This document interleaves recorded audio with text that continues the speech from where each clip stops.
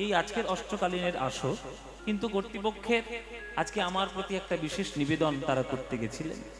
তারা করেছেন যে বাবা পদ্মপলাশ, তুমি তো আমাদের ঘরের ছেলের মতো, তো প্রতি বছর এখানে তোমার অপেক্ষায় হাজার হাজার ভক্তরা অপেক্ষা করে থাকে গান আস্বাদন করবেন বলে। তো আমার খুব বেশি সুযোগ সুবিধা হয় না, মাঝে মাঝে এমন অফ হয়ে যায় যে আমি আসতে পারি না। আপনারা সবাই জানেন যে বিভিন্ন কাজে বিদেশে এখানে ওখানে আমাকে ছুটতে হয়। কিন্তু যুগল কিশোরের এই আরংঘাটার যুগল কিশোর মন্দির প্রাঙ্গণে এই অনুষ্ঠানে অনেকবার আমি এসেছি। সেই 2016 সাল থেকে আমি আসা শুরু করেছি, তারপরে আজ 25 সাল। তো অনেকবার এসেছি, এখানেও এসেছি আমি, হাটচালিতেও আপনাদের এসেছি, যে বাজারের যে সংকীর্তন সেখানেও আমি এসেছি। তো অনেকবার আমি এই 3টে থেকে 6টা বা 6টা থেকে 9টার আসর আমি করেছি। তো অনেকবার উত্তরগোষ্ঠ হয়েছে, অনেকবার রূপ বর্ণনাও হয়েছে। তো রূপ বর্ণনা মোটামুটি 4-5 বার আমি গেয়ে ফেলেছি অলরেডি। তা কর্তৃপক্ষদের নিবেদন ছিল আমাদের কাছে যে যেহেতু অষ্টকালীন চলছে বাবা, তুমি রূপের পদ দিয়ে একটু শুরু করবে, আর শেষে গিয়ে রূপের একটু একটা পদ দিয়ে একটু মিলনে রাখবে। মাঝখানে আমরা একটু বিষয় তোমার কাছ থেকে শুনতে চাইছি, কারণ ওই সব বিষয়গুলো তো সবসময় সচরাচর শোনা যায় না। বেশিরভাগ ক্ষেত্রেই অষ্টকালীন লীলা হয়, বেশিরভাগ ক্ষেত্রেই কৃষ্ণলীলা হয়, সেগুলো শোনা আছে বারবার।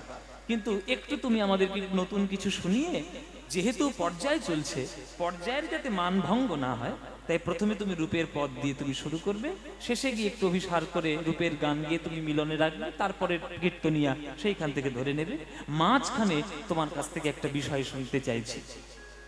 তো সেই বিষয়টা আজকে আমি বলবো, কিন্তু কি বিষয় বলবো তার সঙ্গে কানেক্টেড এই পদাবলীটা। ওই জন্যই এই পদের, এই রূপের পদটি আমি ধরলাম। এটা কিন্তু রূপের পদ। মধুকর রঞ্জিত মালতি মণ্ডিত জিত ঘন কুঞ্চিত কেশম, এটা রূপের পদ। কিন্তু এই রূপের পদটার সঙ্গে যে ঘটনাটা আমরা গাইব তার একটা মিল আছে, তার একটা যোগাযোগ রয়েছে। কি যোগাযোগ সেটা গেলে বুঝতে পারবো। আগে পদটা একটু কমপ্লিট করে নি, গানটা একটু শুরু করে নি, তারপরে আমরা সেই বিষয়ের মধ্যে যাব। সেই বিষয়টা কি, সেই বিষয়টা আমরা আজকে জানবো। সেই বিষয়টা আপনাদের এই নদিয়া জেলায় ঘটেছিল। নদিয়া জেলার, আপনারা নদিয়া জেলার মানুষ হয়ে যদি নদিয়া জেলারই খবর না রাখেন, তাহলে আপনাদের এই জেলায় জন্ম নিয়ে কি লাভ হলো মায়েরা? তার থেকে বরং আমি দক্ষিণ 24 পরগনায় থাকি, আমার গুরুদেবের আশীর্বাদে নদিয়ার কি কি ঘটেছে সেইগুলো আমরা একটু খবর রাখি, বইপত্র পড়ে এবং তাদের কাছ থেকে শিক্ষা করে। আপনারা এই জেলার মাটিতে জন্ম নিয়েছেন মানে আপনাদের বিরাট বড় ভাগ্য। যে মাটিতে স্বয়ং গৌরাঙ্গ মহাপ্রভু জন্মগ্রহণ করেছেন, সেই মাটিতে আপনাদের জন্ম হয়েছে। এ কি কম ভাগ্যের ব্যাপার? এ কম ভাগ্যের ব্যাপার না। সবার ভাগ্য হয় না। কই আমার তো ভাগ্য হয়নি এখানে জন্ম নেওয়া। জন্ম নিয়েছি কোথায়? সেই গঙ্গাসাগরের ধারে। তবে আমিও একটা ভালো জায়গায় জন্ম নিয়েছি, গঙ্গাসাগর। আমার দেশে না গেলে তোমাদের আবার 14 পুরুষের উদ্ধার নাই। হ্যাঁ, এটাও আমার কাছে একটা গর্বের ব্যাপার। কেননা সব তীর্থ বারবার, গঙ্গাসাগর একবার। এই গঙ্গাসাগরের ধারে আমার বাড়ি, কাছাকাছি যখন বাড়ি বাবা, তখন আমাদের জেলায় তোমাকে যেতেই হবে। যাই হোক, ভগবানের চরণ সব জায়গায় সমানভাবেই পড়েছে। যে যতটুকু কুড়িয়ে নিতে পারবে তার ততটুকুই লাভ হবে। কিন্তু নদিয়া জেলা আমাদের তো প্রাণের জেলা, কেননা প্রাণের ঠাকুর আমার গৌরাঙ্গ মহাপ্রভু। ঘরের ছেলের চোখে দেখেছি বিশ্ব প্রেমের ছায়া, বাঙালির হিয়া অমিয় মথিয়া নিমাই ধরেছে কায়া। আমার গৌরাঙ্গ মহাপ্রভু কেমন জানো? আমার গৌরাঙ্গ মহাপ্রভুর প্রত্যেকটি বাঙালির হৃদয় থেকে প্রেমের কণা টুকরো টুকরো গ্রহণ করে, তার শরীরটা যেন রক্ত মাংস দিয়ে নয়, তার শরীর যেন প্রেম দিয়ে গড়া হয়েছে। তাই প্রেমের ঠাকুর আমার শ্রী গৌরাঙ্গ। সেই দেশে আপনাদের জন্ম হয়েছে, তো সেই দেশেরই আরেকটি ঘটনা আমরা আজকে আস্বাদন করব এই নদিয়া জেলা। কিন্তু আগে পদটা আমরা একটু গিয়ে নিই, পদটা গিয়ে নিয়ে বিষয়টা আপনাদেরকে বলবো। মধুকর রঞ্জিত মালতি মণ্ডিত জিত ঘন কুঞ্চিত কেশম। আমার গৌরাঙ্গ মহাপ্রভু কি দেখতে কেমন? বলছে মধুকর রঞ্জিত মালতি মণ্ডিত জিত ঘন কুঞ্চিত কেশম। পুরোটা সংস্কৃত পদ, সংস্কৃত ভাষায় লেখা। এবার আপনারা অনেকে মনে মনে ভাবছেন, দূর বাবু, আমরা একটু ভাত পান্তা খাওয়ার লোক, আমাদেরকে সংস্কৃত শোনাতে এসেছি, একটু বাংলা করে বলা যায় না? কি করব মায়েরা, পদকর্তা পদাবলী সংস্কৃতে লিখেছে, আমার তো হাত নেই। আপনাদেরকে আমি বুঝিয়ে দিতে পারি। বুঝিয়ে দিলে আপনারা যদি বুঝতে পারেন, তাহলে দেখবেন পদটার মধ্যে কি সুন্দর রস রয়েছে। বলছে মধুকর রঞ্জিত। মালতী মণ্ডিত, জিত ঘন কুঞ্চিত কেশম। এই কেশম থেকে মানেটা শুরু করতে হবে। মানে আমরা সাধারণত কি করি, 1 2 3 4 5 6, তবে আমরা সিরিয়াল শুরু করি, কিন্তু এখানে 10 9 8 7 6 5 4 3 2 1 এরকম হবে, উল্টো হবে, তবে মানেটা বোঝা যাবে। এবার আমি যেমন যেমন প্রশ্ন করব আপনারা উত্তর দেবেন, তাহলে বুঝতে পারবেন যে কি বলতে চাইছি। প্রথম কথা হচ্ছে কেশম। কেশম মানে কি? কেশম মানে কি মায়েরা? চুল, মাথার চুল। কারণ মাথায় আছে, কারণ মাথায় নাই। তাহলে মাথার চুল, আমাদের যার যার মাথায় চুল রয়েছে, আমাদের যদি একটু খোঁপা মানে গোছা গোছা যদি চুল থাকে, আমাদের একটু গর্ব হয়, দেখেছো আমার মাথায় কত চুল। তোমার মাথায় যতই চুল থাক, গৌরাঙ্গ মহাপ্রভুর মাথার বাহার যদি একবার দেখতে পেতে, তাহলে অহংকারটা কখনো করতে না। কেশম চুল। কেমন কেশম? কুঞ্চিত কেশম। কুঞ্চিত মানে কোঁকড়ানো চুল। আমার দেখেছেন তো কি সুন্দর কোঁকড়ানো চুল, ওই রকম কোঁকড়ানো চুল। কোঁকড়ানো চুল, কোঁকড়ানো চুলের একটা সুবিধা আছে, অল্প চুল থাকলেও মনে হচ্ছে বেশি চুল আছে, মাথার মধ্যে বেশি চুল আছে বলে মনে হয়। কিন্তু কোঁকড়ানো চুলের একটা সুবিধা আছে, আবার কোঁকড়ানো চুলের অসুবিধাও আছে। আপনি চিরুনি করতে পারবেন না, আপনি ভালো করে মুছতেও পারবেন না, ভিজা ভিজাই রাখতে হবে। তাহলে কুঞ্চিত কেশম কেমন? তাহলে বাঁকা বা কোঁচকানো বা কোঁকড়ানো চুল, কুঞ্চিত কেশম। এবার জিত ঘন কুঞ্চিত কেশম মানে কি? জিত ঘন, জিত মানে জয় করেছে, ঘন মানে কালো মেঘের ঘন ঘটা। মানে মহাপ্রভুর কেশের রাশি এমন বাহার যে আকাশের মেঘের সৌন্দর্যকে পর্যন্ত জয় করে নিতে পেরেছে মহাপ্রভুর মাথার চুল। একেবারে কোঁকড়ানো ঘাড় পর্যন্ত চুল। তো আকাশের মেঘ দেখে কত কবির মনে কবিতা উদয় হয়, মেঘ দেখে তারা কবিতা লেখে, প্রেমের কবিতা, বিরহের কবিতা তারা লিখতে পারে। কিন্তু গৌরাঙ্গ মহাপ্রভুর কুঞ্চিত কেশরাশি যদি কোনো কবি দেখে নেয়, কোনো ভক্ত যদি একবার দেখে নেয়, শুধু আকাশের মেঘ নয়, সকল বিশ্ব ব্রহ্মাণ্ডের সাহিত্যিক কবিদের হৃদয় জয় করেছে আমার গৌরাঙ্গ মহাপ্রভুর কেশরাশি। তাই জিত ঘন কুঞ্চিত কেশম, এবার ঘন কালো কোঁকড়ানো চুল। সেই চুলটা কেমন? না মালতী মণ্ডিত, মালতী ফুলের মালা দিয়ে বেড়া দেওয়া। ও মায়েরা, তোমাদের এখানে মালতী ফুল পাওয়া যায়? হ্যাঁ, মালতী ফুল পাওয়া যায়। মালতী ফুলের মালা দিয়ে গৌরাঙ্গ মহাপ্রভুর মাথার চুলটা বাঁধা। আগেকার দিনে ছেলেরাও চুল বাঁধতো, জানো? আগেকার দিনে ছেলেরাও চুল বাঁধতো। আমরা তো এই ইংরেজদের দেখা দেখি চুলটা কাটতে শিখেছি, আমরা ইংরেজদের দেখা দেখি চুল কাটতে শিখেছি। আগেকার দিনে বড়রা চুল ছেলেরাও রাখতো। দেখবেন পাঞ্জাবি যারা পাঞ্জাবি, তাদের কিন্তু অনেক বড় চুল। তারা ওই খোঁপাটা বেঁধে, পাগড়িটা বেঁধে নেয় বলে আমরা বুঝতে পারি না, কিন্তু তাদেরও খোঁপা চুল, তাদেরও বড় চুল। আগেকার দিনে বড় চুল থাকলে সেটাও একটা সৌন্দর্যের কারণ। এখন যদি একটা ছেলে বড় চুল ঘুরে ঘুরে বেড়ায়, বলে মেয়েদের মতো বড় চুল রেখেছে, তা সে রেখেছে তোমার তাতে কি? এটা তো ব্যাপার। আগেকার দিনে রাখতো। মহাপ্রভুর তো একবার ঘাড় পর্যন্ত চুল ছিল। এই ঘাড় পর্যন্ত চুল যখন এই উল্টো পাল্টা হয়ে যায়, যাতে না হয় সেই জন্য মালতী ফুলের মালা দিয়ে সেই চুলটা বেড়া দেওয়া রয়েছে, মানে বাঁধা রয়েছে। এবার সেই মালতী ফুল যেটা দিয়ে বেড়া দেওয়া, সেইটা কেমন? না মধুকর রঞ্জিত। মধুকর মানে কি মায়েরা? মৌমাছি। মৌমাছি উড়ে উড়ে এসে ওই মালার মধ্যে এত বসেছে যে দূর থেকে দেখে মনেই হচ্ছে না ওটা মালতী ফুলের মালা, না ওটা মৌমাছির মালা। আহা, কি সুন্দর আমার গৌরাঙ্গ মহাপ্রভুর দিক। ওগো জিত ঘন, জিত ঘন,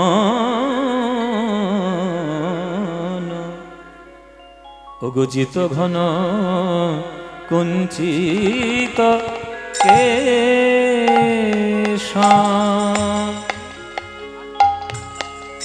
ওগো জিত ঘন কুঞ্চিত, ওগো জিত ঘন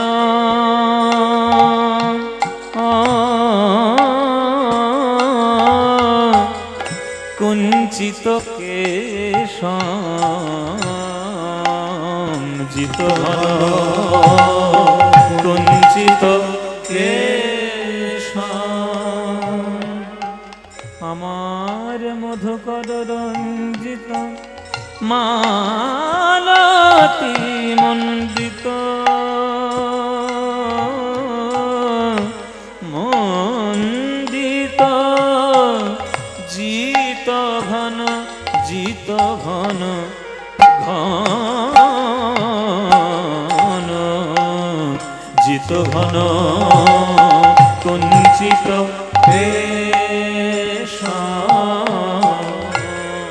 ওই জিত ঘন কুঞ্চিত আমার সোনার বরণ গৌরী রূপখানি যে একবার নয়ন ভরে দেখবে, কে ওই অপূর্ব রূপ সাজিয়েছে গো সজনী। এই যে সচিমা ছাড়া কেহ নয়, সচিমা তার অপরূপ রূপ দিয়েছেন। ওই কপালে তিলক দিয়ে, মালতী ফুলের মালা দিয়ে, ওই সোনার বরণ গোরা রূপ কেমন ভাবে সাজাইছে। জিত ঘন কুঞ্চিত কেশন, জিত ঘন কুঞ্চিত গামা পাধা নিসা নিসা পানি সারে নে নে নে নে ধাপা পাদা মাপা নে ধা পাদা মাগা গামা রে রে গামা পা পা পা জিত ঘন কুঞ্চিত আমার গৌর হরির রূপ দেখে কেমন মনে হয়, ওগো আমি বলি হারি যাই রে, হারি যাই আমি বলি হারি যাই রে, হারি যাই রে, অপরূপ গোরা রূপের বলি হারি যাই রে, আমার অপরূপ গোরা রূপের বলি হারি যাই রে, অপরূপ গোরা রূপের বলি হারি যাই রে, অপরূপ গোরা রূপের বলি হারি যাই রে, ওই সোনার বরণ গোরা রূপের বলি হারি যাই রে, সোনার বরণ গোরা রূপের বলি হারি যাই রে, আর রূপের কোনো তুলনা নাই বলি হারি যাই রে, রূপের কোনো তুলনা নাই বলি হারি যাই রে, একবারে দেখে সবই ভোলে বলি হারি যাই রে, একবার থেকে সবই ভুলে বলি হারি যাই রে, অবত্রিতাপে জ্বালা দূর করে তার বলি হারি যাই রে, তবে জ্বালা দূর করে বলি হারি যাই রে, আমাদের সংসারে জ্বালা দূর করে বলি হারি যাই রে, সংসার জ্বালা দূর করে বলি হারি যাই রে, পামা গামা বানিনি বানিনি বানিনি বানিনি বানি জানি যা যা জানি জানি জানি জানি যাও পাদা মা বানিনি জানি যা মা বানিনি জানি যা মা বানিনি জানি যা রাধে রাধে রাধে বলে বলি হারি যাই রে, মা জানি জানি জানি যা যা জানি যা পাদা মা বানিনি জানি যা মা বানিনি যা রে সা সা রে সা কৃষ্ণ কৃষ্ণ কৃষ্ণ বলে বলি হারি যাই রে, গামা পাদা মা বানি পানি জানি জানি যা হরি হরি হরি বলে বলি হারি যাই রে, মা গা রে গরে জানি পানি যা পানি যা হরি হরি হরি বলে বলি হারি যাই রে, sama sama gama gama gama sama ma gama ma sama gama gama ma gare gare sa ni sa ni sa ni sa ni sa ba ba ni sa ni sa sa ma pa ni sa ni sa ma pa ni sa ni sa Radhe Radhe Radhe বলে বলি হারি যাই রে, হরি হরি হরি বলে বলি হারি যাই রে, কৃষ্ণ কৃষ্ণ কৃষ্ণ বলে বলি হারি যাই রে, রাধে রাধে রাধে বলে বলি হারি যাই রে, হরি হরি হরি হরি বলে নিতাই গৌর হরি বল হরি হরি বলে বলি হারি যাই রে, রাধে রাধে রাধে বলে বলি হারি যাই রে, কৃষ্ণ কৃষ্ণ কৃষ্ণ বলে বলি হারি যাই রে, হরি হরি হরি বলে বলি হারি যাই রে, বলি হারি যাই রে, জিত ঘন কুঞ্চিত কেশম জিত ঘন কুঞ্চিত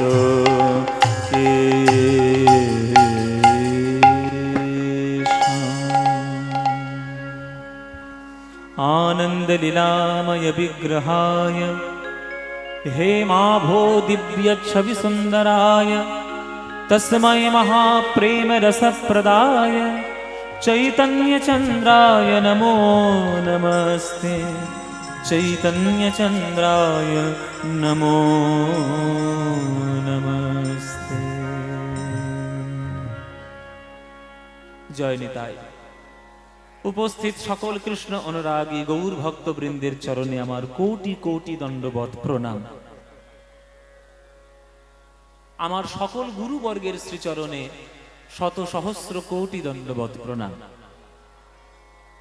আড়ংঘাটা যুগল কিশোর মন্দির প্রাঙ্গণ, বহু বছরের মন্দির, বহু প্রাচীন মন্দির, এবং তার মন্দির প্রাঙ্গণে এই যে হরিনাম সংকীর্তন উৎসব প্রতি বছর যে হয়, এবছরও সেই অনুষ্ঠান উৎসব উদযাপিত হচ্ছে। আর আপনারা দূর দূরান্তের সকল ভক্তবৃন্দগণ এখানে পদার্পণ করে মন্দির প্রাঙ্গণটিকে আজকের মন্দির প্রাঙ্গণ রাখেননি, এই স্থানটিকে আজকের মধুময় শ্রীধাম বৃন্দাবনে পরিণত করেছে। আমার গৌর গোবিন্দের কৃপায় এই আসর বহুল প্রচলিত। বড় বড় যারা কীর্তনিয়া তারা সবাই জানে যে আড়ংঘাটার যুগল কিশোর মন্দির প্রাঙ্গণের কীর্তন। আপনারা এত অনুরাগ নিয়ে দূর থেকে আপনারা ছুটে এসে কীর্তন শোনেন, এই আপনাদের অনুরাগের জন্য আমাদের বারবার ছুটে আসতে হয়। এই যে বারবারে ছুটে আসা, আমি এসেছি একটা কারণে, আপনারাও এসেছেন একটা কারণে। ভক্ত আর ভগবান দুই মিলে যতক্ষণ না এক হয় ততক্ষণ তো ভক্তি রসের প্রকাশ হয় না বাবা। যেমন পিতা এবং মাতা যতক্ষণ এক না হচ্ছে ততক্ষণ তো সন্তানকে জন্ম দেওয়া যাবে না। এই যে লাইটটা জ্বলছে, নেগেটিভ পজিটিভ, একটা লাল তার একটা কালো তার, এই দুটো তার যেমন না থাকলে লাইটটা কখনো জ্বলবে না, তেমনি ভক্ত ভগবানকে খোঁজার জন্য ভক্তির মাধ্যমে ঊর্ধ্বগামী হতে থাকে, আর ভগবান ভক্তকে ভালোবাসার জন্য গোলক থেকে পৃথিবীর দিকে নিম্নগামী হতে থাকে। একজন ঊর্ধ্বগামী, একজন নিম্নগামী, মাঝখানে যখন দুজনের দেখা হয়ে যায় তখন যে ভক্ত ভগবানের যে মধুর মিলন হয়, সেই ভক্তির ছটায় বিশ্ব ব্রহ্মাণ্ড ভক্তিতে ভরে যায়। সেই ভক্তি আর সাধন করার জন্য আপনারা ছুটে ছুটে এইখানে কীর্তন শুনতে আসেন। আর আপনাদের আসর, এইখানে আসর, আমরা নিজেরাই গান করতে এসে আমরা এত আনন্দ পাই যে আপনাদের মতো অনুরাগী ভক্তবৃন্দ কীর্তন শোনেন। শুধু আপনাদের কাছে আমার একটাই অনুরোধ, কীর্তন যখন শুনতে আসবেন হৃদয়টা খালি ঝুলি করে নিয়ে আসবেন, যাতে কীর্তনের মাধ্যমে কিছু ভরে আপনি নিয়ে যেতে পারেন। যেমন ভিখারি সকালবেলায় ভিক্ষায় বেরোয় খালি ঝুলি নিয়ে, ফাঁকা ঝুলি নিয়ে, হাতটা খালি নিয়ে, তবেই তো তার ভিক্ষা পূর্ণ হবে।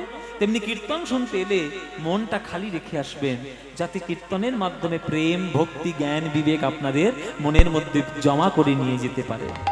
যতক্ষণ কীর্তন শুনবেন বাহ্যিক পারিপার্শ্বিক চিন্তা না করে শুধু গোবিন্দের দিকে মনটি রাখবেন। কেননা 365 দিন আপনারা সংসারের কূট কচারি করে করে বেড়াচ্ছেন, পরনিন্দা, পরচর্চা, সমালোচনা, এর খারাপ ওর খারাপ সারা বছর করে বেড়াচ্ছেন। অন্তত 3 ঘন্টা যতক্ষণ কীর্তনটা গাইব মন দিয়ে কীর্তনটি শুনবেন। ভগবান আর ভক্তের মিলনের জন্য আজকের যে বিরাট ভক্তি রসের প্রকাশ হয়েছে তার বাংলার মধ্যে মূল ক্ষেত্র হচ্ছে এই নদিয়া নবদ্বীপ।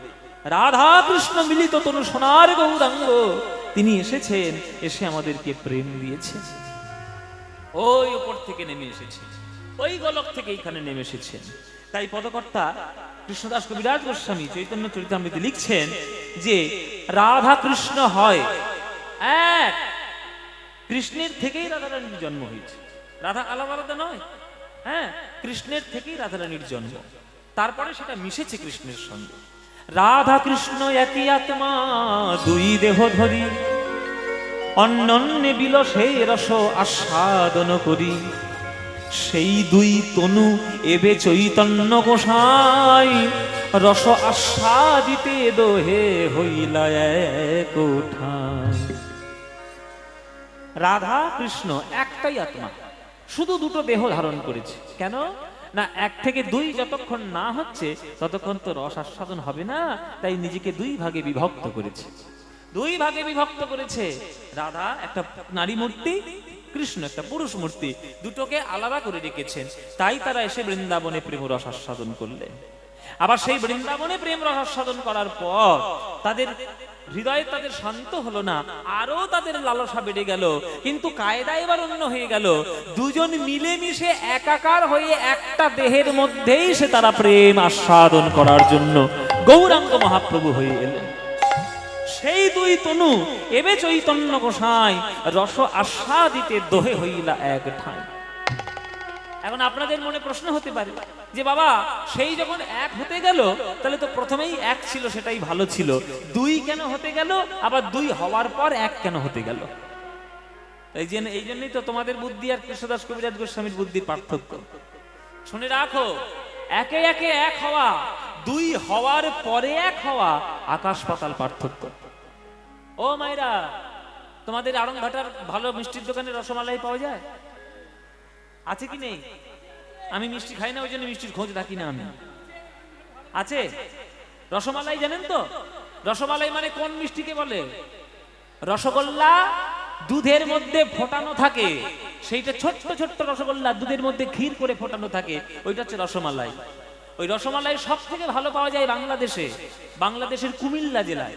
কুমিল্লা বলে একটা জেলা আছে, ওই কুমিল্লা জেলাতে সব থেকে ভালো রসমালাইটা হয়। আমরা যখন গিয়েছিলাম 2007 সালে খেয়েছিলাম। তো ওই রসমালাই বলে, রসমালাই যেমন আমার সোনার গৌর তেমন। বলি কি 50 টাকা রসমালাইয়ের সঙ্গে গৌরের তুলনা? তুলনা নয়, একটা উদাহরণ দিচ্ছি। রসমালাই মানে হচ্ছে রসগোল্লা দুধের মধ্যে ফুটিয়ে খাওয়া। তা রসগোল্লাটা জন্ম নিল কোত্থেকে? রসগোল্লাটা জন্ম নিল কোত্থেকে গো? ছানা থেকে। তাহলে ছানাটা জন্ম নিল কোত্থেকে? দুধ থেকে। তাহলে দুধ থেকে ছানা তৈরি করে, ছানা থেকে রসগোল্লা তৈরি করে, সেই রসগোল্লা দুধের মধ্যে ফুটিয়ে খাওয়া, তার দাম বাড়বে না? পরিশ্রম আছে তো? এমনি ঢকঢক করে এক গ্লাস দুধ খেয়ে নিলেন, তাতে আবার কি পরিশ্রম? পরিশ্রম নেই। কিন্তু দুধটা কাটিয়ে ছানা করতে হবে, ছানাটা কাটিয়ে ভালো করে রসগোল্লা তৈরি করতে হবে, সেই রসগোল্লা আবার দুধের মধ্যে ফোটাতে হবে, তবেই না সেটা রসমালাই হবে। ওই জন্যই তো তার দাম বেশি। এমনি রসগোল্লার দাম 10 টাকা, এক রসমালাই প্লেটের দাম 50 টাকা, তো দাম তেমনি হবে। বলে রসমালাই যেমন আমার গৌর তেমন। যখন কৃষ্ণ বলে শুধু ছিল তখন তার দাম ছিল না। কৃষ্ণ হলো দুধ আর রাধারানী হলেন রসগোল্লা। রাধারানী ওই দুধ থেকেই জন্ম নিয়েছে, মানে কৃষ্ণের থেকেই রাধারানীর জন্ম হয়েছে। রাধারানী হচ্ছেন গোবিন্দের বাম অংশ সম্ভূতা শ্রীমতী রাধারানী।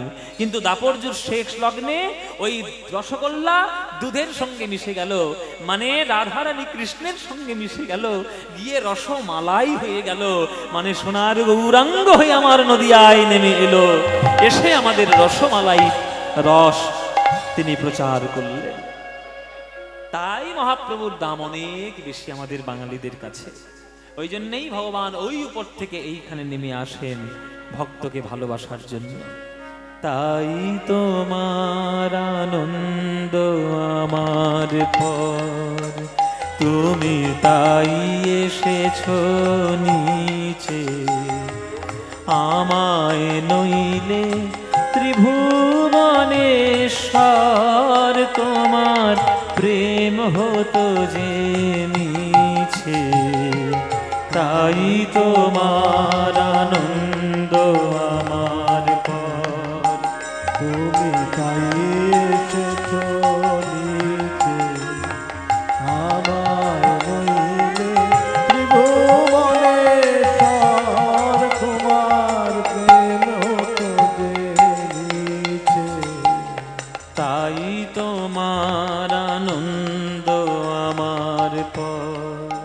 গানটার মানে বুঝুন, আস্তে কথা বলবেন না ও মাইরা। এই যে টোটো ধরতে যাবে বলে 10টা মানুষকে জাগিয়ে যাচ্ছে, বসো বসো, যাওয়ার ইচ্ছে হলে চুপচাপ চলে যাও, ঝামেলা ঝঞ্ঝাট করে যেও না। তাতে যারা মন দিয়ে গান শুনছে তাদের ক্ষতি হবে। এখানে আমি দেখতে পাচ্ছি এবছরে এত লোক, কোত্থেকে এসছে সব লোকগুলো? হ্যাঁ, বাড়ি থেকে, বাংলাদেশ, মায়ানমার, শ্রীলঙ্কা থেকে নাকি? এত লোক হওয়ার কোনো ঘরে কাজ নেই, যেন বাড়ি যাও না, গিয়ে ফুলকি দেখো বসে বসে ছোট সন্ধ্যেবেলা। এত লোক এসছে, জায়গা নেই। মন্দির কি 5 বিঘা আরো এক্সট্রা জায়গা দেবে এখানে? এত লোক এসে কমিটির ধার পর্যন্ত লোক চলে গেছে। ও মায়েরা কিছু মনে করো না, তোমরা আমায় ভালোবাসো বলে ছুটে এসছো, আমি জানি না। তোমরা আমার গান শুনতে ভালোবাসো, কীর্তন শুনতে ভালোবাসো, তাই আকুল হয়ে ছুটে এসছো। এই রকম ভিড় যেন প্রত্যেকটি কীর্তনের মধ্যে হয়, তবেই দেখবেন আনন্দের বুক ভরে যাবে আপনাদের সবার। আপনারা যতক্ষণ এসছেন, যতক্ষণ আছেন, প্রাণ ভরে একটু শুনবেন, কেননা আমরা 3 ঘন্টা যতটা বলবো, যদি ঝুলি ভরিয়ে নিয়ে যেতে পারেন জীবন ধন্য হবে। বলছে তাই তোমার আনন্দ আমার পর। আনন্দ আমার পর, পর মানে এখানে আলাদা নয়, পর মানে আমার উপর, তুমি তাই এসেছো নিচে। আমায় নইলে ত্রিভুবনেশ্বর তোমার প্রেম হতো মিছে। কেউ যদি কারোর বাড়িতে বিনা নিমন্ত্রণে যায় তাহলে বুঝতে হবে তার সঙ্গে ভালোবাসার যোগাযোগ আছে। কি বিনা নিমন্ত্রণে তো কুকুরও পর্যন্ত কারোর বাড়িতে যায় না। একটা মানুষ যাচ্ছে বারবার একটা বাড়িতে, তো মনে হবে না যে সে তাকে ভালোবাসে? ওই জন্যই যাচ্ছে, বিনা নিমন্ত্রণে যাচ্ছে। তেমনি ভগবান আমাদের মতো অভাগা ভক্তদেরকে ভালোবাসার জন্য 4 যুগে 10 বার নেমে আসেন গোলক বৈকুণ্ঠ থেকে এইখানে। তাহলে বোঝাই যাচ্ছে ভগবান আমাদের কত ভালোবাসে। না একদম বাকি তো আছে একটা 9 বার, কিন্তু সে তো আসবে। এখন তো আমরা একটা কলিযুগে বাস করছি, এরকম 994টা কলিযুগ হবে, তবে ব্রহ্মার একটা দিন হবে। কত কি ক্যালকুলেশন। তাহলে 4টে যুগে যদি ভগবান 10 বার আসে তাহলে বোঝা যাচ্ছে যে ভগবান আমাদের ভালোবাসে। নইলে আসবে কেন? আমায় নইলে ত্রিভুবনেশ্বর তোমার প্রেম হতো মিছে। আমায় নিয়ে মেলেছ এই মেলা, আমার হিয়ায় চলছে রসের খেলা।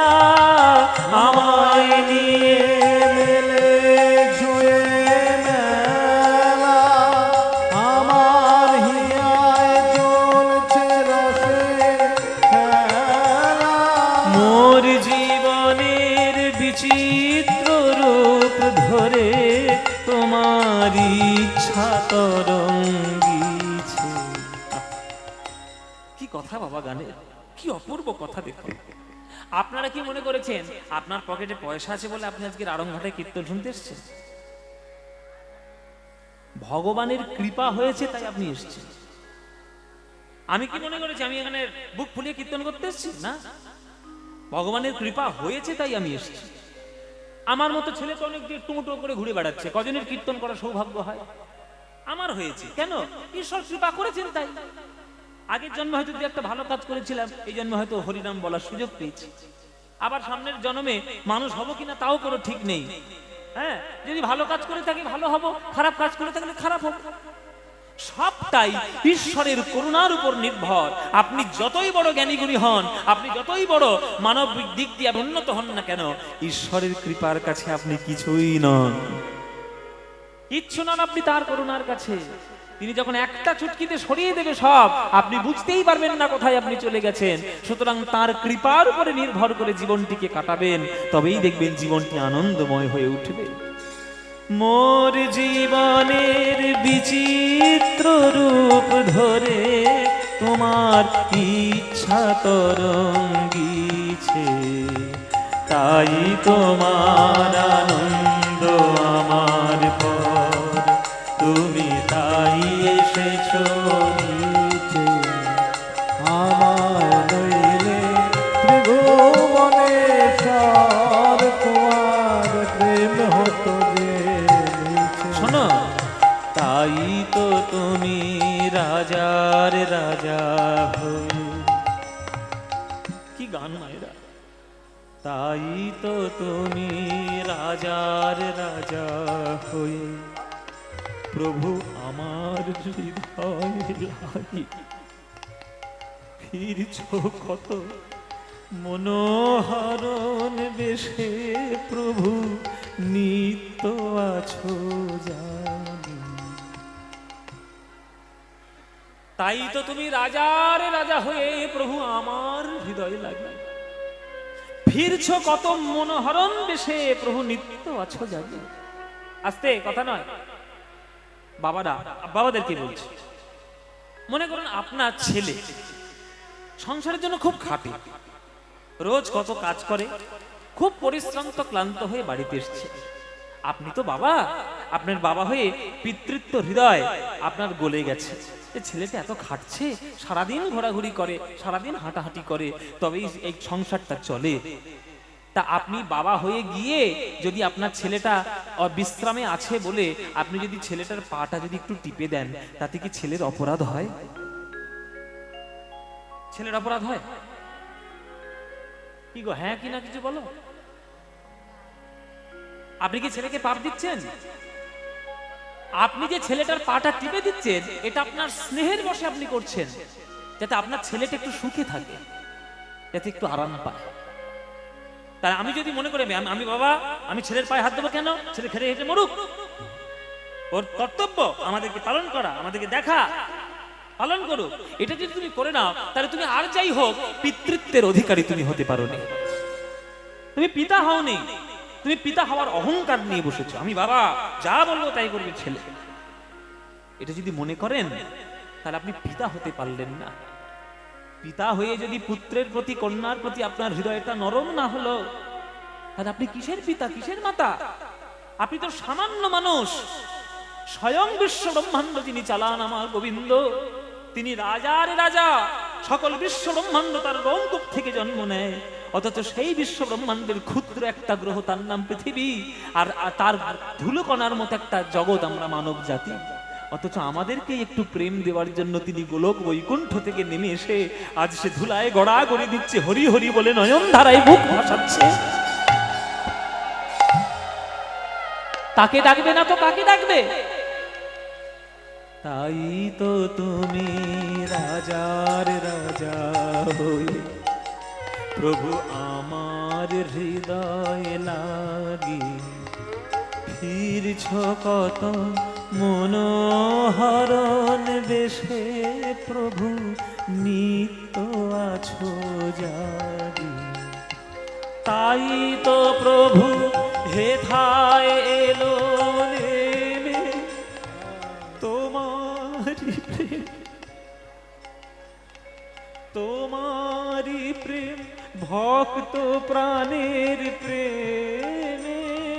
তাই তো প্রভু হেথায় এলো নেমে তোমারি প্রেম ভক্ত প্রাণের প্রেমে। মূর্তি তোমার যুগল সম্মিলনে সেথা পূর্ণ প্রকাশিছে।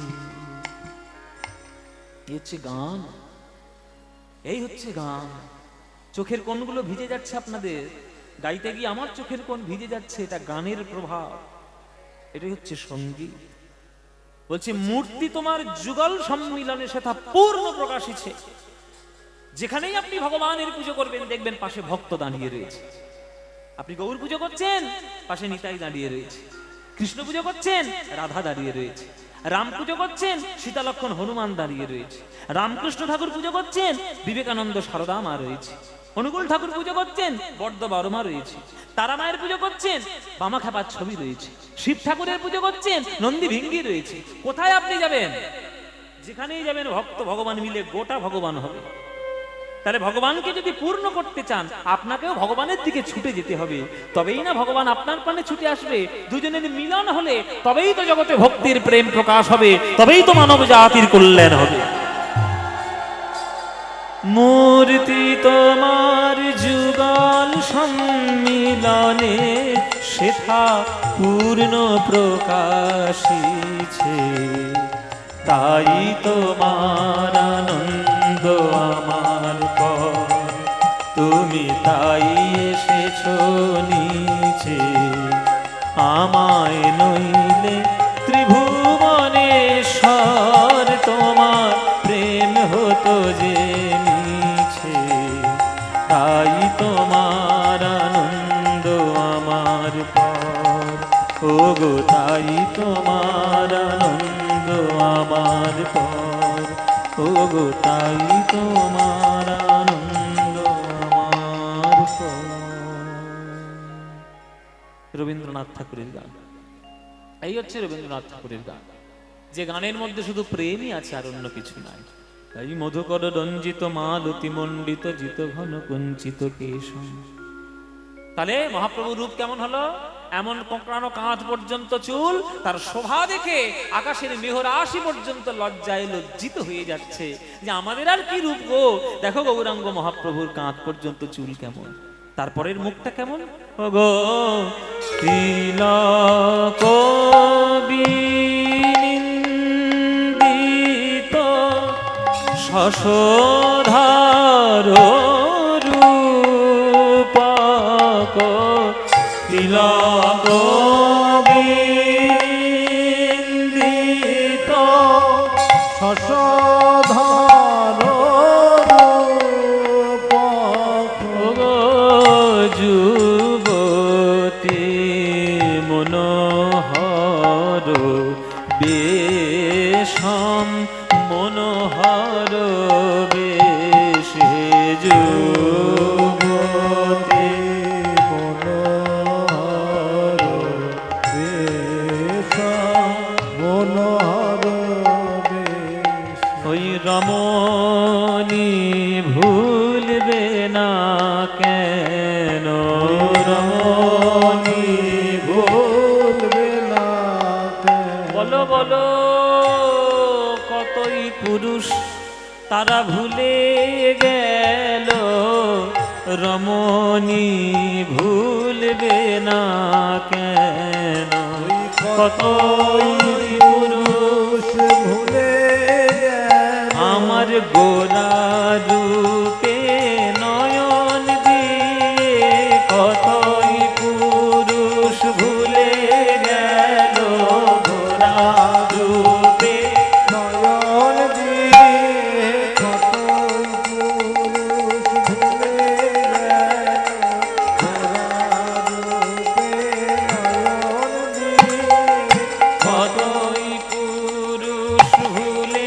গেল ঘোড়া রূপে নয়ন দিয়ে কতই পুরুষ ভুলে গেল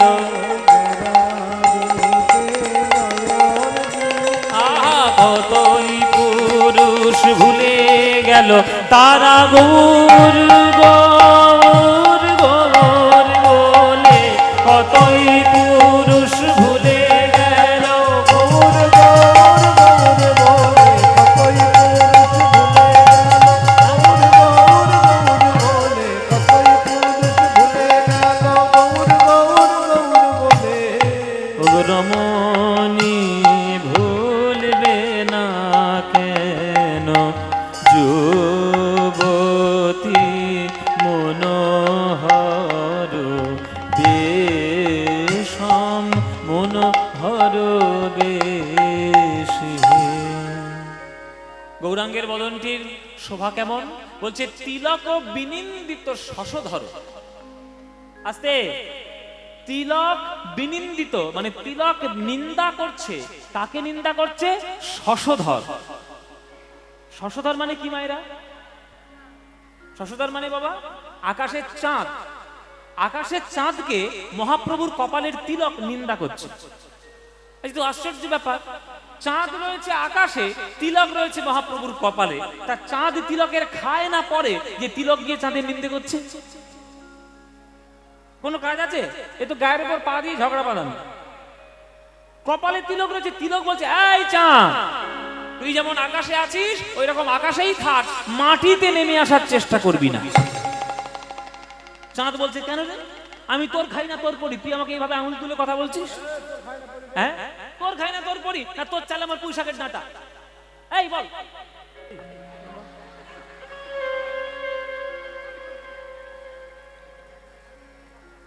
তুই আমার সঙ্গে আঙুল তুলে ঝগড়া করছিস কেন তুই তো মহাপ্রভুর কপালে আছিস আমি তো আছি আকাশে তখন তিলক বলছে শোন চাঁদ এই জগৎবাসী তোকে দেখে চাঁদ মামা বলে তোকে সৌন্দর্যের গুণগান গায় বলে আয় আয় চাঁদ মামা টি দিয়ে যা চাঁদের কপালে চাঁদ টি দিয়ে যা খবরদার আসবি না মাটি কেননা তুইও একটা চাঁদ আর আমার গৌরাঙ্গ মহাপ্রভুর বদনও একটা চাঁদ তোরে গায়ে কালো কালো ছোপ ছোপ দাগ লেগে তুই হয়েছিস কলঙ্কিত আর মহাপ্রভুর বদন চাঁদে আমি তিলকের দাগ হয়ে মহাপ্রভুর বদন হয়েছে অলঙ্কৃত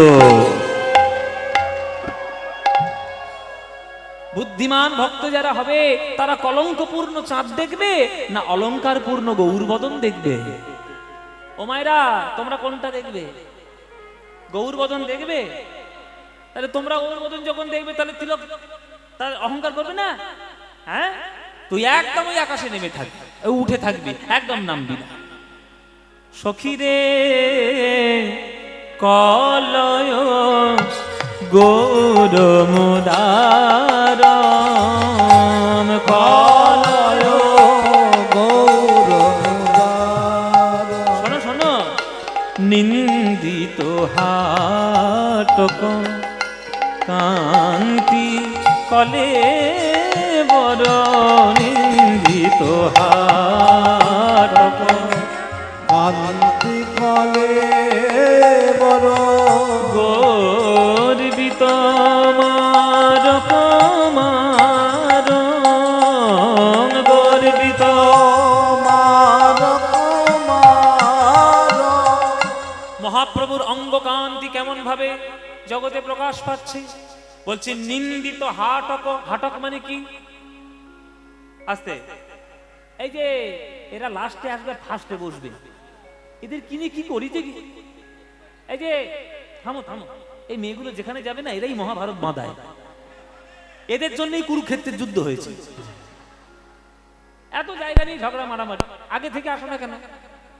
হ্যাঁ, আগে থেকে আসবে, একবারে সামনে এসে বসবে, তবেই না গান শুনবে। আসবে 9টার সময়, বসবে সামনের দিকে গিয়ে, আস্তে আস্তে বসো। বলছে নিন্দিত হাটক। হাটক মানে কি? হাটক মানে কি মাইরা? মায়েরা বলছে হাটক মানে কি? আবার কি? হাট মানে হাট বাজার। এই তরুণ ঘাটে হাট বাজার বসে। হাটক মানে হাট। হাটক মানে হাট বাজার নয়। প্রাচীন বাংলা হাটক শব্দের অর্থ হচ্ছে সোনা। আপনারা সোনা পড়তে ভালোবাসেন তো? মুখ আবার চেপে রয়েছে, ভালো করেই জানি আমি, আমার সব অভিজ্ঞতা আছে আমার। হ্যাঁ, সোনা পড়লে আবার ভালো লাগবে না? সোনার জন্য একেবারে মরে যাচ্ছে। বর যাই দিক বা না দিক, সোনার হার যদি দেয়, 5 ভরি সোনার হার যদি প্রত্যেক বছর উপহার দেয়, ব্যাস প্রত্যেকদিন ক্ষীরের পায়েস খাওয়াবে। আর যদি 1 বছর দেওয়া বন্ধ করেছে, মুখটা একেবারে মালসার মতো করে রাখবে, মুখের দিকে তাকানোই যাবে না। কি গো, একটু মুড়ি দাও। আরে সন্ধ্যেবেলা এসছি অফিস থেকে, একটু চা অন্তত দাও। সব মুখ বেঁকি বেঁকি চলবে, আর কিচ্ছু নয়। অফিস থেকে মাইনেটা পাবেন, কালো নোটের বান্ডিল গুলো নিয়ে যাবেন, কৃষি যন্ত্রে ঢুকবেন, ব্যাস 5 ভরির একটা হার তৈরি করে নিয়ে শুধু চোখের সামনে দুলিয়ে দেবেন, কিছু বলতে হবে না। দেখবেন সঙ্গে সঙ্গে ক্ষীরের পায়েস আসছে। হ্যাঁ, 5 ভরি সঙ্গে সঙ্গে দেখবেন ক্ষীরের বাটি একবার মুখের সামনে, না খাও। তাহলে সোনা কার না ভালো লাগে? সোনা সবার ভালো লাগে। আমার কি ভালো লাগে না সোনা? আমারও তো ভালো লাগে, যদি 2খানা সোনার আংটি পরেছি। কিন্তু সোনার রূপ আর গৌরাঙ্গ বদনের রূপ আকাশ পাতাল পার্থক্য। গৌরাঙ্গের অঙ্গের স্নিগ্ধতা, তার তীব্রতা, তার উজ্জ্বলতা সোনার উজ্জ্বলতাকে নিন্দা করছে। ওরে সোনা, তুই হলি একটা নিরস কঠিন ধাতু, আর আমার গৌরাঙ্গ বরণ শুধু প্রেম ভাব রসে মাখামাখি। যতই আস্বাদন করবে মন, প্রেমে পরিবর্তন হবে। নিন্দিত হাটক কান্তি কলে বড় গর্বিত মারক মার। মধুর মধুর স্মিত লোভিত তনুভৃত, মধুর মধুর স্মিত লোভিত তনুকৃত, অনুপম ভাব বিলাস, অনুপম ভাব বিলাস, নিজ নবরাগ বিমোহিত মানস, নিজ নবরাগ বিমোহিত মানস, বিকথিত গদ গদ ভাস, বিকথিত গদ গদ ভাস, ভাবে গদ গদ কথা বলে, গদ গদ কথা, ভাবে গদ গদ কথা বলে, গদ কথা। আজ ভাবে নিধি গৌর আমার গদ গদ কথা বলে, আবিধি গৌরামার গদ গদ কথা বলে মধুর মধুর স্মিত লোভিত তনুভৃত অনুপম ভাব বিলাস। তার সর্বাঙ্গে অষ্টসাত্ত্বিক ভাবের খেলা। অষ্টসাত্ত্বিক ভাব কি কি মায়েরা? স্তম্ভ, শ্বেদ, রোমাঞ্চ, বেবথু, বৈবর্ণ, সরভঙ্গ, অশ্রু, প্রলয়, এই 8খানি ভাব সদা সর্বদা অঙ্গে বিরাজমান। আর তার মুষ্টি মুচকি হাসি দেখলেই লোকের মন ভুলে যায়, দেখলেই লোকের মন ভরে যায়। আপনারা কখনো গৌরাঙ্গ মহাপ্রভুর এমন কোন ছবি দেখেছেন যেখানে মহাপ্রভু খুব গোমরামুখ হয়ে আছে? দেখেছেন? এরকম করে গৌরাঙ্গ তাকিয়ে আছে, কোনোদিন দেখেছেন? কিন্তু পাড়ায় দেখবেন কয়েকটা লোক থাকে যার মুখের দিকে তাকালেই আপনার রীতি বৃত্তি জ্বলে উঠবে। কিছু মনে করবেন না বাবা, এমন কিছু কিছু লোক থাকে দেখবেন যার মুখের দিকে তাকালে দিনটা খারাপ যাবে। একটা মুখ তো আমি রোজ দেখতেই পাই, ওই মুখটা যদি সকালে বেলা একবার দেখি আমার দিন খারাপ হয়ে যায়। তার নাম বলবো না বাবা, সব বোনাস হয়ে যাবে। হ্যাঁ, না না দলে নেই, অন্য জায়গায় আছে। বাবা তার মুখের দিকে তাক, যদি একবার করে ছবি দেখে ফেলি ব্যাস শেষ, দিনটা পুরো শেষ। এরকম পাড়ায় কিছু কিছু লোক থাকে যাদের মুখের দিকে তাকালেই আপনার গা পিত্তি জ্বলে উঠবে। মনে করুন তার কাছে আপনি আবার আরংঘাটার চাঁদা চাইতে গেছেন, যুগল কিশোর মন্দিরে কীর্তন হবে, তার কাছেই আবার চাঁদা চাইতে গিয়েছেন। দাদা, ও দাদা, আরে ভাই কি খবর? আরে যুগল কিশোরে কত বড় কীর্তন, না চাঁদা। চাঁদা ভাই, তোদের পয়সা নিয়ে কীর্তন করাস কেন? দেখেছো কিরকম পয়সা নিয়ে কীর্তন করাস কেন? এই দেখছি কি আছে? বলে পয়সা নিয়ে কীর্তন করাস কেন? এই কি আছে? মুখের দিকে, ও দাদা চাঁদা দেবে? দিচ্ছি। বাবা ওই মুখের দিকে তাকালে আমরা চাঁদা দিতে ইচ্ছে করবে? হ্যাঁ কেটে পড়বো এই 5 টাকা, তার 500 টাকা ছিঁড়িতে দেখো শুধু নিঘাত মূল্য কিনতে গিয়ে এটাই ভিড়েছে।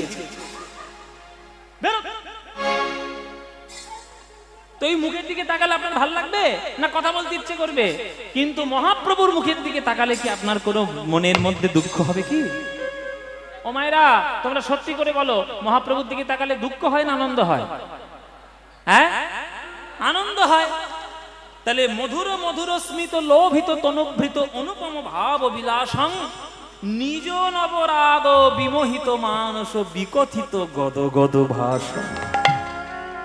যখন তার অঙ্গে অষ্টসাত্ত্বিক ভাবে খেলা করে, যখন বৃন্দাবনের কথা মনে পড়ে, তখন আমার গৌর হরি ভাবে গদ গদ কথা বলে, গদ গদ কথা ওগো ভাব নিধি গৌর আমার গদ গদ কথা বলে, ভাব নিধি গৌর আমার গদ গদ কথা বলে। পরমা কিঞ্চন কিঞ্চন নরগণ, পরমা কিঞ্চন কিঞ্চন নরগণ করুণা বিতরণশীলাং, করুণা বিতরণশীল ক্ষোভিত দুরমতি রাধা মোহন, ক্ষোভিত দুর্মতি রাধা মোহন নামক নিরূপম লীলং, নামক নিরূপম লীল। আমার ভাগ্যে হলো না, আমার ভাগ্যে হলো না এমন দয়াল গৌর প্রেম ভাব, আমার ভাগ্যে হলো না, দয়াল গৌর প্রেম ভাব আমার ভাগ্যে হলো না। ওগো বঞ্চিত হলাম, বঞ্চিত হলাম আমার করুণা সিন্ধু অবতারে বঞ্চিত হলাম, এমন করুণা সিন্ধু অবতারে বঞ্চিত হলাম। ওগো নামক নিরূপম লীলং, নামক নিরূপম দিল। এই পদটি রচনা করেছেন যিনি, তার নাম হচ্ছে রাধামোহন ঠাকুর। এই রাধামোহন ঠাকুরের ঠাকুরদার কথা আজকের আমরা শুনব। ওই জন্যই আমি এই পদটি ধরেছি, যাতে গৌরাঙ্গ বিষয়ের রূপের পর্যায়টা ঠিক থাকে আর সঙ্গে সম্পর্কে গিয়ে আমরা তার কাছে চলে যেতে পারি। এই যে রাধামোহন ঠাকুর তখনকার দিনের মুর্শিদাবাদের সব থেকে বড় পদকর্তা ছিলেন। তিনি একাধারে যেমন পদকর্তা, তেমন তিনি সাহিত্যিক, তিনি গায়ক, তিনি দার্শনিক, তিনি মানে অভূতপূর্ব তার গুণ তার মধ্যে বিরাজমান করতেন। কিন্তু এত গুণ সে পেল কোত্থেকে? এত গুণ তার রক্তের ধারার মধ্যে রয়ে গেছে। কেন? কিসের রক্তের ধারা? আর তার ঠাকুরদা হলেন স্বয়ং মহাপ্রভুর দ্বিতীয় স্বরূপ শ্রীনিবাস আচার্য প্রভু। এই শ্রীনিবাস আচার্যের কথা আজকের আমরা শুনব। যেহেতু এই শ্রীনিবাস আচার্যকে বলা হয় মহাপ্রভুর দ্বিতীয় স্বরূপ, আর এই মহাপ্রভুর দ্বিতীয় স্বরূপ শ্রীনিবাস আচার্য, তিনি বাংলার কীর্তন ঘরানার, মনোহর শাহী কীর্তন ঘরানার জনক ছিলেন এই আমাদের শ্রীনিবাস আচার্য। হ্যাঁ হ্যাঁ বলুন, হ্যাঁ বলুন, ঠিক আছে। হরি বল মায়েরা। তাহলে আজকের আমরা বিষয়বস্তু আস্বাদন করব শ্রীনিবাস আচার্য প্রভু, যিনি মহাপ্রভুর দ্বিতীয় স্বরূপ। এখন মহাপ্রভুর দ্বিতীয় স্বরূপটাকে কেন বলা হয়, কি কারণে বলা হয়, তার তো পুরো ঘটনা আছে। সেই ঘটনাটাই আজকের আমরা বলবো। যেহেতু রাধামোহন ঠাকুরের ঠাকুরদাদা, আজকে তার কথা শুনবো।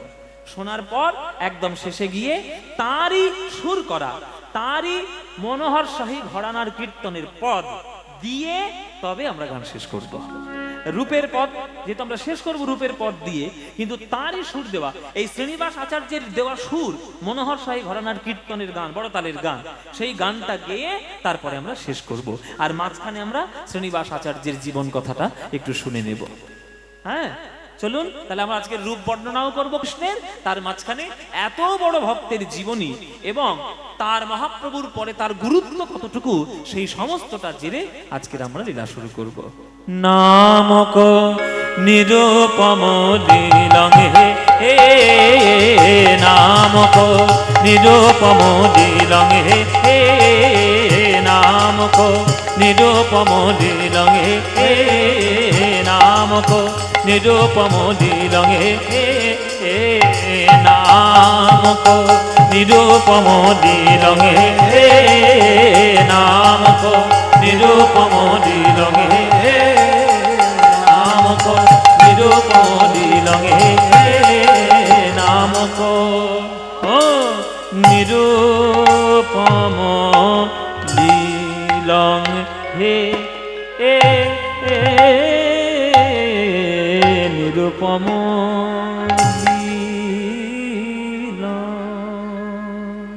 ব্যাস আমাদের গৌরচন্দ্রিকা সমর্পণ করলাম। এইবার আমরা তার কথার মধ্যে যাব। চলুন মায়েরা আস্তে, এই যে কথা বলবে না, অনেক বছর পর মানে বহু বছর পর আমি সুযোগ পেয়েছি এইখানে আজকে একটা কর্তৃপক্ষদের ইচ্ছা অনুযায়ী মনের মতো লীলা করার জন্য। কেননা প্রতি বছর গতানুগতিক লীলা তো হয়ই হয় এবং হয়েও যাবে, সেটা কখনো পরিবর্তনের নয়, কিন্তু আজকের কিছু নতুন কথা আজকের আমরা আস্বাদন করব। খুব আমি যতজন এখানে বসে আছেন আমি খুব অনুরোধ করব যে খুব মন দিয়ে শুনবেন, কেমন করে ভক্ত হতে হয় আজকের আপনারা শিখে যাবেন, শিখতে পারবেন। চলুন তাহলে শুরু করি শ্রীনিবাস আচার্য প্রভুর কথা। নদিয়া জেলার চাকন্দি গ্রাম, চাকন্দি গ্রামটা কোন দিকে আপনাদের পুরো রোড ডিরেকশন বলে দিচ্ছি, আস্তে কথা নয় গো, পুরো রোড ডিরেকশন বলে দিচ্ছি। কৃষ্ণনগর পার করবেন, বহরমপুর হাই রোড, আমাদের ধুবুলিয়া বেথুয়া ডহরি পার করে একটা স্টপেজ পড়বে, তার নাম দেবগ্রাম। দেবগ্রাম স্টপেজ জানেন তো? এই দেবগ্রাম স্টপেজ থেকে বাম দিকে একটা পিচের রাস্তা কাটছে, যেটা সোজা গঙ্গার ধার কাটোয়ায় চলে যাচ্ছে। হ্যাঁ, দেবগ্রাম থেকে পুরো বাঁদিকে গিয়ে চাকন্দি গ্রাম বলে একটা গ্রাম পড়বে। সেই চাকন্দি গ্রামের কি বললাম, গ্রামটার নাম কি বললাম মায়েরা বলো? চাকন্দি। এই চাকন্দি গ্রামে এক সৎ ব্রাহ্মণ বাস করতেন, তার নাম গঙ্গাধর ভট্টাচার্য।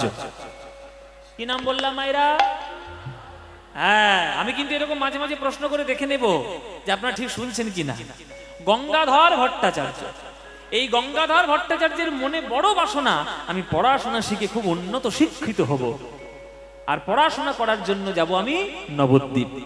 কেননা নবদ্বীপ তখনকার দিনে একটা ডেরা ছিল পড়াশোনা করা। তখনকার দিনে বলা হতো অক্সফোর্ড অফ বেঙ্গল। সারা ভারতবর্ষ, সারা বাংলা থেকে লোক সেখানে পড়াশোনা করতে আসতো, বিশেষ করে ন্যায় দর্শন পড়াশোনা করতে আসতো নবদ্বীপে।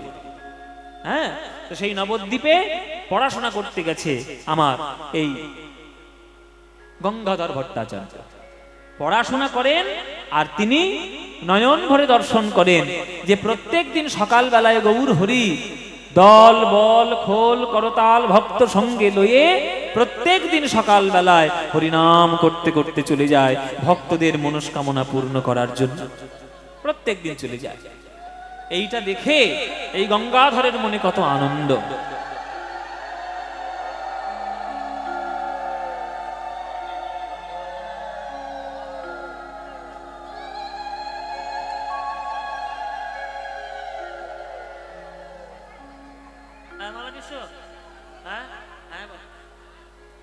আমার মালার লোক এসছে, আরো কয়েকটা আসবে বোধহয়, টিকিট দিয়ে দাঁড়িয়ে রয়েছে লাইনে, আরো কয়েকটা মালা আসবে। তো যাই হোক, এসব মায়েরা ভালোবেসে আমাকে মালা পরিয়ে আমাকে ভালোবাসা প্রদান করে। আমি আপনাদের কাছে আমি আজকে একটা খুব মন খুলে কথা বলছি। ও মায়েরা, তোমাদেরকে বলছি, আমার যে কত মা চারিদিকে ছড়িয়ে ছিটিয়ে আছে আপনারা ভাবতে পারবেন না। আস্তে আস্তে কথা নয়, আপনাদের সবার কাছে আজকে আসরে দাঁড়িয়ে বলছি, যে আমার সারা বাংলায় প্রচুর মা আছে। হ্যাঁ, নিজের মা তো আছেই, জন্মদাত্রী মা আছেই, তারপরে আপনাদের এখানে আমার শাশুড়ি মাও রয়েছে, সেটাও একটা মা। ও মা বলে ফেললাম, কিছু মনে করবেন না। হ্যাঁ, তা শাশুড়ি মাও রয়েছে, তিনিও আমার মা, মায়ের মতো। তারপরে আমার অনেক মা রয়েছে চারিদিকে, ছড়িয়ে ছিটানো রয়েছে আমার মা। যেমন আমার একজন কাটোয়ায় একজন মা রয়েছে, কাটোয়ায় একটা আমার মা আছে। হ্যাঁ, তারপরে দুর্গাপুরে একটা মা আছে, তারপরে আমার মালদায় একটা মা আছে, আমার উত্তর 24 পরগনা একটা মা আছে। মায় আমার অন্তত যদি গুনে দেখা 15 থেকে 16টা মা আছে। সবার সঙ্গে আমার দেখা হয় না, সবার সঙ্গে নিয়মিত কথা হয় না, যদিও সেসব মাগুলো কিছু মনে করে না। তা আপনারাও কিছু মনে করবেন না যদি আপনাদের সঙ্গে কথা না বলতে পারি, কেননা প্রচুর মানুষের সঙ্গে কার সঙ্গে কথা বলবো। কিন্তু এই মাতৃস্নেহ পাওয়াও বড় ভাগ্যের ব্যাপার। আপনাদের মতো মায়ের এত ভালোবাসেন। এই যে মা এসছেন, প্রত্যেক বছর আমাকে একটা করে মালা পরান।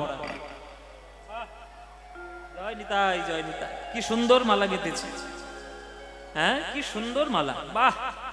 একেবারে নিজের হাতে করে গেঁথে নিয়ে আসেন। এই ভালোবাসার উত্তর আমি আর কি দেব? আমার কিছু দেওয়ার নেই, শুধু আপনাদের চরণে আমার প্রাণ ভরা ভক্তি, আমার প্রাণ ভরা শ্রদ্ধা নেবেন, আপনারা আশীর্বাদ করবেন। আমি যেন এই কীর্তন গেয়েই আমার জীবনটি কাটাতে পারি, জীবনের শেষ নিঃশ্বাস পর্যন্ত। জানি না ভগবান হাতে কপালে কতটা আয়ু রেখেছে, হ্যাঁ, যতটুকুই রাখুক, যেন ভগবান আমি তার নাম গাইতে গাইতেই, এই কীর্তন করতে করতেই যেন তার চরণে চলে যেতে পারি। এইটুকু আপনারা আশীর্বাদ করবেন। সারা জীবন যেন কীর্তন, আর জন্ম যেন আর না হয় সেটাই প্রার্থনা করি। যদি জন্ম হয় তাহলে আবার যেন এই বাংলাতেই আমি জন্ম নিই, আবার যেন মহাপ্রভুর কীর্তন করার জন্যই আমি জন্ম নিতে পারি। এইটুকু আশীর্বাদ করি। কারণ আমার এই ক্ষুদ্র জীবনে আমি দেখলাম এর মতো আনন্দ আর অন্য কোথাও কোনো গানের মধ্যে নাই, এই কীর্তনের মতো আনন্দ। তাই জনম জনম যেন আমি এই কীর্তনের সৌভাগ্য লাভ করতে পারি। আপনারা আশীর্বাদ করবেন। তো চলুন, গঙ্গাধর ওই আবার আশ্চর্যতা সব বোনাস করেছি, গান করব না মালা পরবো? ঠিক আছে। গঙ্গাধর ভট্টাচার্য প্রত্যেক দিন দেখেন যে দলবল নিয়ে বামুনের ছেলে হয়ে গলায় পইতে, কিন্তু পইতের কোনো অহংকার নেই। মুচি শূদ্র চণ্ডাল সব ছোট জাত বড় জাত কাউকে বাদ নেই, একসঙ্গে কল্যাণ করে হরিনাম করে। আহা, এমন অপূর্ব রূপ আমার গৌরাঙ্গ মহাপ্রভু। আমি যদি এই পড়াশোনাটা তাড়াতাড়ি শিখে নিতে পারি, ওই গৌরাঙ্গের দলে আমি নাম লেখাবো, আমি হরিনাম করব, আমি কীর্তন করব, লোকের হাতে পায়ে ধরে আমি হরিনাম বিলিয়ে বিলিয়ে বেড়াবো।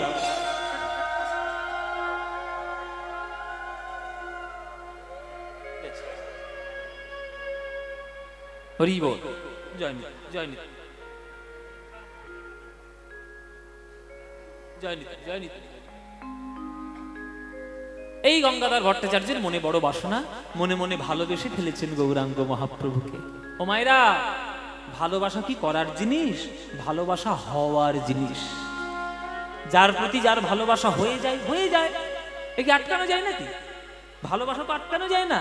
নদীর স্রোত যেমন আপনি কখনো বাঁধ দিয়ে আটকাতে পারবেন না, একটা না একটা সময় সেই বাঁধ আপনাকে খুলে ফেলতে হবে, কেননা এমন প্রেমের ধারা বেড়ে যাবে যে সেই নদী বন্যা বইয়ে ছাড়বে। তেমনি ভালোবাসার স্রোতকে কখনো আটকানো যায় না, যে যাকে ভালোবাসবে এমনি ভালোবেসে ফেলবে। তো গৌরাঙ্গ মহাপ্রভুকে দেখে গঙ্গাধর প্রচন্ড তার ভালো লেগেছে, যে এই না হলে বামুনের ছেলে, এই না হলে মানবতা, এই না হলে মনুষ্যত্ব, সুতরাং এই গৌরাঙ্গর সঙ্গে আমি নাম লেখাবো, আমি কীর্তন করব, আমি হরিনাম করব, ব্যাস আমার আনন্দের সীমা থাকবে না। এই বলে আজকে সে মন প্রাণ দিয়ে হরিনাম দেখে মহাপ্রভু। আর মহাপ্রভু প্রভাত বেলায় হরিনাম করতে করতে চলে যায়, জীবের হাতে ধরে পায়ে পড়ে বলে, ভাই রে একবার হরিনাম বল, হরি বিনা জগতে কোনো গতি নাই। ওরে ভাই রে, অনেক জনমের পরে মানব জন্মে পেয়েছিস, এমন মানব জন্ম আর পাওয়া যাবে না। ভজ শ্রীকৃষ্ণ, কহ শ্রীকৃষ্ণ, লহ শ্রীকৃষ্ণের নাম রে। ভজ শ্রীকৃষ্ণ, কহ শ্রীকৃষ্ণ, লহ শ্রীকৃষ্ণের নাম রে। যে জনা শ্রী, ভাল লাগে তো? তাহলে গাইবো তো? গাইবো? সত্যি ভাল লাগে? সত্যি? সিরিয়ালের দিব্যি? আমি ভালো করেই জানি কোনটা বেশি ভাল লাগে তোমাদের। সিরিয়াল দেখো না তো? যে কটা বলছি দেখি না, সব কটা মিথ্যেবাদী, এক নম্বরের মিথ্যেবাদী। আরে সিরিয়াল দেখো না, মোবাইল দেখো তো, রিল রিল রিল, মোবাইল শুধু ঘাঁটছে, 1টা 2টো পর্যন্ত, সকাল 10টার সময় উঠছে। ওসব করে কোনো লাভ নাই, ওসব করে কিচ্ছু পাবে না জীবনে। জীবনে যতটুকু করবে ততটুকু লাভ করতে পারবে। তা মায়েরা, এই গানটা ভালো লাগে তো? ভালো ভালো যখন লাগে তাহলে এই গানটা আমার সঙ্গে করতালি দিয়ে সবাই গাইতে পারবেন। ভজ শ্রীকৃষ্ণ কহ শ্রীকৃষ্ণ, লহ শ্রীকৃষ্ণের নাম রে। গৌরাঙ্গ মহাপ্রভুর মুখ থেকে এই গান বেরিয়েছে। এ গান বাঙালিদের মনের গান, প্রাণের গান। এ গান তোমাদের যাদের যাদের ভাল লাগে না, উলুধ্বনি দেবে জোরে জোরে।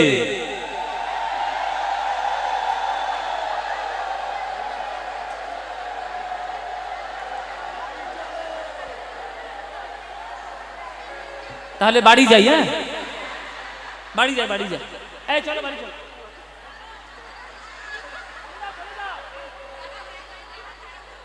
এক কলসি দুধে 1 ফোঁটা চোনা ফেলেছি, দেখো। আমি কত ধীরে ধীরে বলেছি বলো দেখি। যারা যারা এই নাম ভালোবাসো না তারা উলুধ্বনি দাও। উলুধ্বনি দিচ্ছি।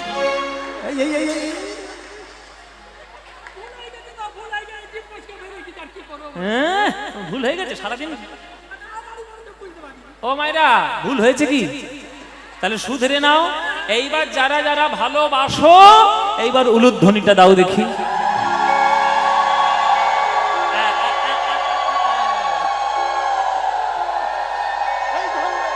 এই ঠিক হয়েছে। না না, ভালো ভালো, না না ভালোবাসো। ভুল করে দিয়ে ফেলিস, তা কি করবে? ভুল করে যখন দিয়েছে, করতালি দিয়ে গানটা গাইতে পারবে তো? ব্যাস, এমন জোরে জোরে গান গাইবে যাতে গেদে লোকাল বন্ধ হয়ে যায়। কিছু একটা গন্ডগোল হয়েছে বাবা, ট্রেন চালানো যাবে না। চলো সবাই মিলে আজকে ভজ শ্রীকৃষ্ণের নাম গাই। ভজ শ্রীকৃষ্ণ কহ শ্রীকৃষ্ণ, লহ শ্রীকৃষ্ণের নাম রে। বলো ভজ।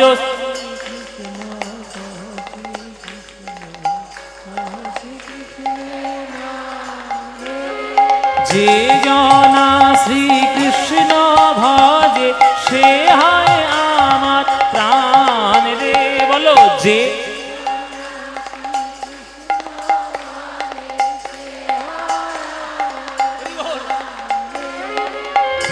দিন গেলে হা শ্রীকৃষ্ণ, যে বলে একবার রে। দিন গেলে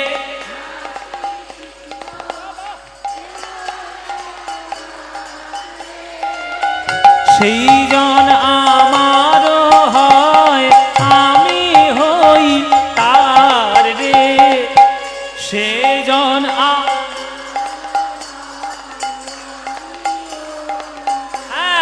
এবার হাত তুলে ভজ শ্রীকৃষ্ণ। লহ শ্রীকৃষ্ণের নাম রে। ভজ শ্রীকৃষ্ণ কহ শ্রীকৃষ্ণ, লহ শ্রীকৃষ্ণের নাম রে। আহা, যে জনা শ্রীকৃষ্ণ ভজে, সে হয় আমার প্রাণ রে। যে জনা শ্রীকৃষ্ণ ভজে, সে হয় আমার প্রাণ রে। আহা, ভজ শ্রীকৃষ্ণ কহ। উলুধ্বনি উলুধ্বনি। লহ শ্রীকৃষ্ণের নাম রে। ভজ শ্রীকৃষ্ণ কহ শ্রীকৃষ্ণ, লহ শ্রীকৃষ্ণের নাম রে। নিতাই গৌর হরি বল। ভজ শ্রীকৃষ্ণ কহ শ্রীকৃষ্ণ, লহ শ্রীকৃষ্ণের নাম রে। বলো আনন্দ হয়েছে তো? এই আনন্দ আর কোথাও পাবে? এই আনন্দ পেতে গেলে প্রত্যেক বছর আড়ংঘাটায় কীর্তন শুনতে আসতে হবে। আসবেন তো? প্রতি বছর আসবেন? সবাই আসবেন? ব্যাস, আপনারা এলেই আনন্দ হবে। বাবা, আমি সেরেছে ফের বায়না করবে। বাবা বলছে তুমি আসবা তো? আমার সময় সুযোগ হলে আমি নিশ্চয়ই আসবো বাবা। আমি তো আশা কি কম করেছি? কতদিন থেকে আমি আসছি। মাঝে মাঝে বিদেশে চলে যেতে পারি, হ্যাঁ মাঝে মাঝে বিদেশে চলে যাই আর কি। মাঝে মাঝে কিছুদিন আগে লন্ডন থেকে এলাম, আবার সামনের বছর আমেরিকায় যেতে হবে, নানান ধরনের কাজ থাকে। যদি বিদেশ চলে যাই বা অনুষ্ঠানের ব্যস্ততা থাকে তখন আসতে পারি না, কিন্তু আমরা যথাসাধ্য চেষ্টা করি যে আমি আসবো, নিশ্চয়ই আসবো। আপনাদের সবার এই ভালোবাসা আসতে তো হবেই। তো আরেকটা কথা হচ্ছে, এই যে গানটা মহাপ্রভু গাইছেন সুরধ্বনির তীর ধরে ধরে, এই গান দেখে মহাপ্রভুর ভালোবাসায় পড়েছেন গঙ্গাধর ভট্টাচার্য। গঙ্গাধর বলছে ওই নিমায়ের সঙ্গে আমি ঘর বাঁধবো, ওই ওই হরিনামের ঘর, ওই কীর্তনের ঘর, ওই কৃষ্ণ নামের ঘর, হাতে ধরে পায়ে পড়ে কীর্তন দেব, খোল করতাল বাজিয়ে গান গাইব, সবার চরণ ধরে প্রেম বিতরণ করব, কীর্তনের সংসারে হরিনামের ঘরে আমরা সবাই মিলে নাম লেখাবো গৌরাঙ্গ মহাপ্রভু। কিন্তু মায়েরা, সবার কপালে কি সব সুখ সয়? আস্তে আস্তে আস্তে, কথা নয় মা, কথা নয়, আস্তে আস্তে। হ্যাঁ, ও আচ্ছা, জয় নিতাই। বেশ বেশ বেশ। আমার আরংঘাটা যুগল কিশোর মন্দির প্রাঙ্গণের এই ভক্তরা আপনাদের সবার চরণ প্রান্তে যাবে, প্রাণ ভরে সে তারা আপনাদের চরণ প্রান্তে ভিক্ষা পাত্র নিয়ে যাবে। আপনারা প্রাণ ভরে একটু ভিক্ষা দেবেন, কেননা এত বিরাট একটা হরিনাম সংকীর্তনের যজ্ঞ আপনাদের সহযোগিতা ছাড়া চলবে না, আপনাদের সবারই সহযোগিতা প্রয়োজন।